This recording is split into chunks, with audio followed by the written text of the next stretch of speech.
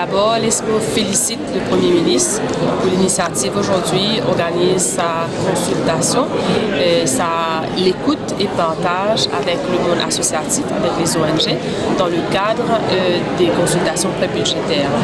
Démontrer la volonté du gouvernement, justement, pour diriger le pays avec le peuple. Écouter ce que le peuple a à dire à travers une association qui travaille sur le terrain et prendre en considération cette proposition-là et ensemble, la main dans la main, nous sommes capables d'amener une société meilleure. Moi, en tant que ministre de la Famille, je suis bien content parce que c'est ça mon objectif, c'est qu'il rende la société meilleure parce qu'il nous besoin un coup de main de tout un chacun. Tout le temps, je finis d'aller le gouvernement tout seul. Nous sommes capables d'avoir 25 ministres dans le Conseil des ministres, mais c'est moi le gouvernement tout seul n'est pas capable de faire ce travail-là. Alors, ce qui fait moi en tant que ministre, c'est qu'il fait ressortir, ça veut dire, il fait une cause beaucoup d'intervenants, il fait une cause les besoins des enfants. C'est-à-dire que les enfants ont besoins spéciaux, que ce soit un enfant qui est porteur de handicap, quel que soit handicap, pas de difficulté qu'ils se rencontrent. Donc, je suis vraiment très interpellée par ça. Je suis écouter ça avec une oreille bien attentives. Et aussi, finir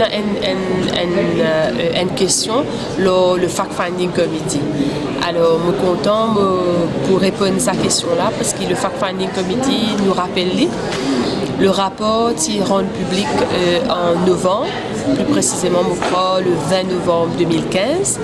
Alors, nous avons juste 6 mois qui finissent écoulés depuis le 20 novembre 2015 jusqu'à aujourd'hui. Je suis content de rassurer tout le ONG qui travaille dans le domaine de l'enfance, qui a quelque chose à voir avec les recommandations du Fact-Finding Committee, qui la plupart des recommandations, nous finissons déjà au niveau du ministère, nous finissons travail là. Donc en 6 mois, il y a beaucoup de choses qui ont été faites.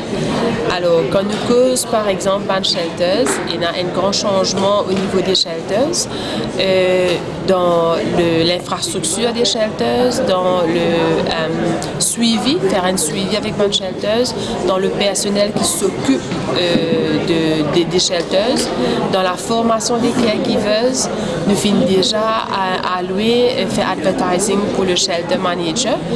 Nous pouvons bientôt là ouvrir le shelter de Grande-Rivière Nord-Ouest. Laisse-moi rappeler qui fait, parce que je suis capable de dire, nous pouvons dire diminuer le shelter, en même temps, nous pouvons dire ouvrir le shelter. Alors laisse-moi expliquer ça clairement.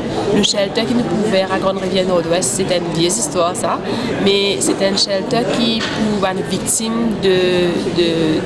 victime d'exploitation sexuelle. Alors une victime de C-sexe, comme on appelle les dans le ministère. Donc ça shelter est pour dédié seulement à ces enfants-là. Et aussi, par exemple, au niveau de la Colombe, à Pointe-Sable, il y a beaucoup de travaux d'infrastructure qui nous viennent amener, qui partent là.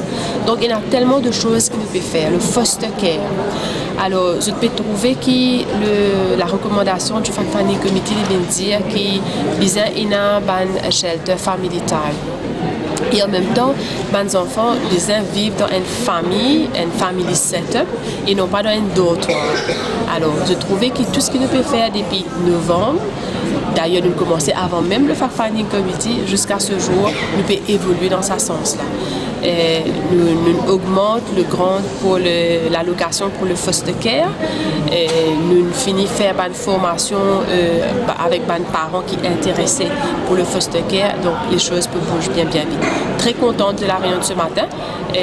Moi aussi, il y a certaines qui ont des recommandations, du moins des propositions qui ont été faites ce matin pour prendre en compte par l'équipe qui peut faire le budget. Madame la ministre, le Premier ministre nous cause beaucoup de la famille, responsabilité de la famille, l'éducation, vous êtes éduqué les jeunes. Les enfants, c'est un peu vous partagez un peu avec la ministre de l'Éducation, un peu cette sujet. Quelle réaction à tout ça quand toute la famille peut mettre devant responsabilité parce que les enfants peuvent être parents, ils ne peuvent pas de grand-mère, une cause un peu, un fait divers. Bon, il prend un exemple, un fait divers. Alors, effectivement, nous unanimes, tout le monde dire qu'il y a une crise dans la famille mauricienne, dans les familles mauriciennes, dans la société mauricienne.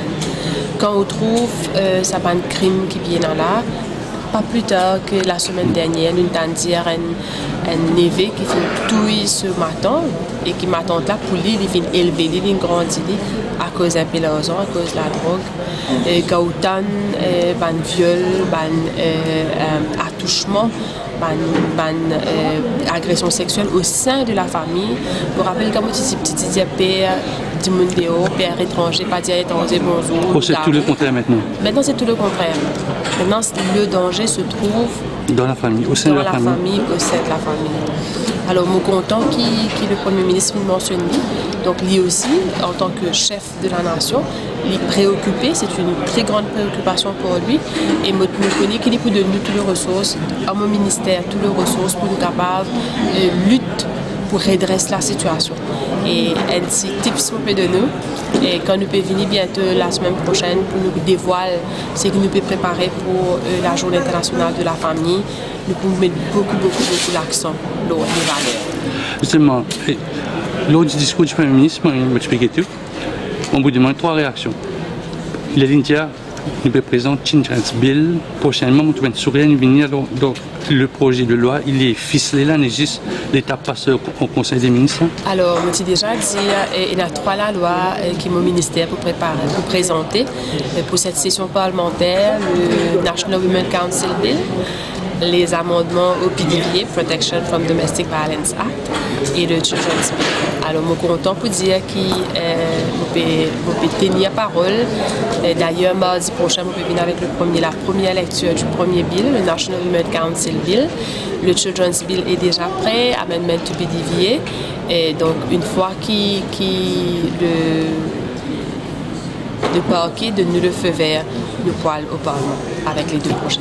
Sur le plan politique, nous trouvons que Sarinero Jagannath réaffirme sa position de la peine de mort. Et quand il dit ça, mon partenaire, on bouge la tête, on connaît la position du FMSD. Donc, you agree to disagree, Ivan? Yes, we agree to disagree. Et je suis contente que le Premier ministre est fidèle à lui-même et il vient dire qu'il n'est pas d'accord, il est d'accord pour la peine de mort et qu'il respecte ce partenaire et qu'il est dans l'alliance. Donc, ça montre où, dans quelle atmosphère saine de peut évoluer dans l'alliance et dans le respect de l'autre. Parce que effectivement, le PMSD nous compte la peine de mort. C'est pas quelque chose qui est capable de négocier, c'est pas quelque chose qui est capable de discuter. On est contre la peine de mort.